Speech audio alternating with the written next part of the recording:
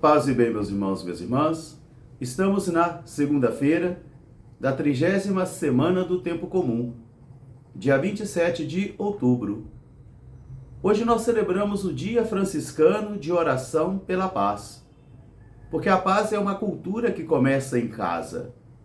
É uma cultura que precisa ser constantemente trabalhada e inculcada na vida e no coração de cada um de nós. O nosso evangelho de hoje é retirado do livro de Lucas, capítulo 13, versículos de 10 a 17. Naquele tempo, Jesus estava ensinando em uma sinagoga, e era dia de sábado. Havia ali uma mulher que fazia 18 anos, estava com um espírito que a tornava doente. Ela era encurvada e não se endireitava. Vendo-a, Jesus chamou-a. Ele disse: mulher, fique livre da tua enfermidade. Depois Jesus pôs as mãos sobre ela e imediatamente ela ficou curada. E endireitou-se e pôs-se a louvar a Deus. O chefe da sinagoga ficou muito furioso e, tomando a palavra, disse: a semana tem 6 dias. Por que não vendes aqui então para poder receber as obras e as curas em um outro dia que não seja sábado? Jesus então lhes disse: hipócritas, vós por acaso não tens em casa, no curral, bois e jumentos, e soltam esses animais, mesmo que sejam em sábado, para que eles possam obter água e comida? Por quê que esta filha de Abraão, que durante 18 anos esteve acorrentada, aprisionada por um demônio, não pode ser curada em dia de sábado? Todos ficaram admirados com o que Jesus realizava. Palavra da salvação. Meus irmãos, minhas irmãs, novamente nós estamos aqui diante do mistério da palavra de Deus. E às vezes a palavra nos coloca em situações muito difíceis, onde eu e você precisamos ter o discernimento do Espírito, para percebermos se nós não estamos sendo um obstáculo para os planos do Senhor. Se eu e você, para salvaguardar normas, regras e leis, se nós não estamos também sendo um obstáculo para que a misericórdia de Deus aconteça. De modo que a liturgia de hoje vai nos ensinar, creio que o primeiro ensinamento é que a misericórdia está acima de regras e de normas. Está acima de tradições e de normas. A misericórdia.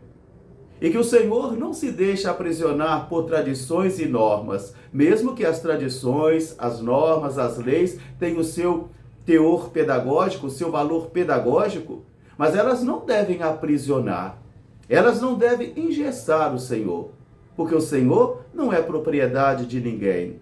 O Senhor não é propriedade de nenhuma ideologia, de nenhuma confissão, porque o nosso Deus é um Deus livre. E daqui então vem a necessidade de termos o discernimento do Espírito para que a gente não venha combater o próprio Deus, para que a gente não venha ser um obstáculo para o próprio Senhor. Isso não significa criar uma estrutura de permissividade, como tampouco também não significa o rigorismo, porque 2 bicudos não se beijam, nem a permissividade e nem tampouco o rigorismo.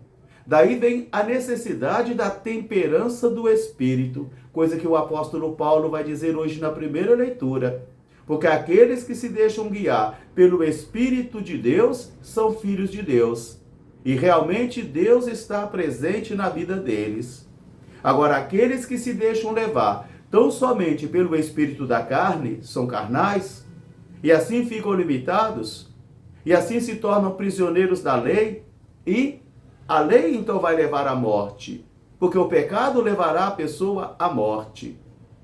O apóstolo então vai fazer aqui um balanço entre aqueles que se deixam guiar pela lei da carne e aqueles que se deixam guiar pelo Espírito de Deus, porque nele está o Espírito de Deus e eles realmente são chamados filhos de Deus. porque é o Espírito de Deus que vem em socorro da debilidade humana. É o Espírito de Deus que vem em socorro da fraqueza humana. De modo que o Espírito de Deus se une ao espírito humano. Não é uma simbiose, porque o espírito humano continua espírito humano. Mas o Espírito de Deus vai dar a este espírito humano o discernimento, a força necessária para combater em nome do Senhor. Para ter o discernimento em nome do Senhor. De modo, então, que aqueles que se deixam guiar pelo Espírito de Deus são verdadeiramente filhos de Deus e o Espírito de Deus está neles. Agora, aqueles que se deixam levar pelo espírito da carne são carnais e às vezes prisioneiros das leis e se tornam prisioneiros também da lei. Aqui, então, nós podemos compreender o Evangelho de hoje, porque Jesus está na oração como ele faz todos os sábados. Ele vai até a sinagoga e ali ele está orando e ensinando. E é justamente nesse momento em que Jesus ora e ensina que ele vai perceber que ali está presente uma mulher que há 18 anos está tomada por um espírito. E diz o nosso texto que este espírito torna aquela mulher doente. Ela era encurvada e não se endireitava. Ela era encurvada e não se endireitava. E é interessante isso porque se não compreendermos espírito somente como entidade chamada demônio e diabo, que também nós cremos, mas se também compreendermos o espírito como espírito de rancor, espírito de ódio, espírito de ganância, espírito de competição, tudo isso também vai causando tristeza na pessoa. E tudo isso vai levando a pessoa também a ficar encurvada, de modo que ela não se endireita. Aqueles, por exemplo, que são levados e conduzidos por espírito de falsidade, dificilmente eles contemplam os olhos dos outros. Dificilmente. E também eles andam cabisbaixos, porque quando nós carregamos espírito de culpa e espírito de traição, nós também andamos cabisbaixos. E ficamos anos e anos e anos também aprisionados por este espírito. E não conseguimos nos endireitar? Não conseguimos, porque o Senhor é que tem esse poder. O Senhor é que nos concede esta graça. Diz o nosso texto, então, que Jesus vê a mulher e chama a mulher. Jesus vê a mulher com a força da palavra, com um olhar de misericórdia. E Jesus aproxima a mulher dele. Jesus vai até aquela mulher. E a primeira coisa que ele vai dizer é: mulher, tu estás livre. Tua enfermidade vai passar. Mulher, tu estás livre. Jesus impôs as mãos sobre ela e imediatamente ela ficou livre. Imediatamente ela ficou curada e se endireitou. Meus irmãos, minhas irmãs, como é bonito quando nós percebemos que o Senhor, ao agir na vida de alguém, endireita a vida da pessoa que estava manca, que estava torta. Porque quantas e quantas vezes eu e você levamos uma vida manca, uma vida paralítica, uma vida torta, e ficamos tortos. Ficamos tortos. Por isso é Jesus que vai olhar para esta mulher, chamar esta mulher, impor as mãos sobre ela e ela vai ficar curada. Ela vai se endireitar. Ela se endireita pelo poder da palavra de Jesus, pela olhada de Jesus ou pelo ver de Jesus, pela convocação de Jesus, e ela se endireita. Primeira coisa que ela vai fazer é louvar a Deus, agradecer a Deus.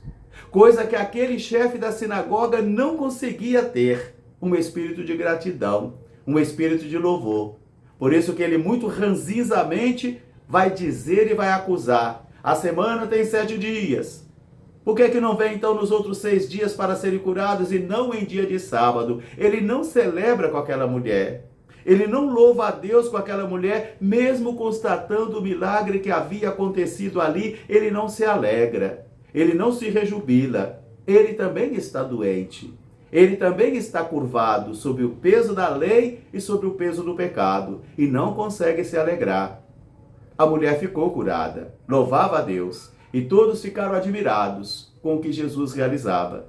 Um grande fraterno abraço para todos, paz e bem, Até amanhã, se Deus quiser. Seráfico Pai São Francisco, rogai por nós. Paz e bem.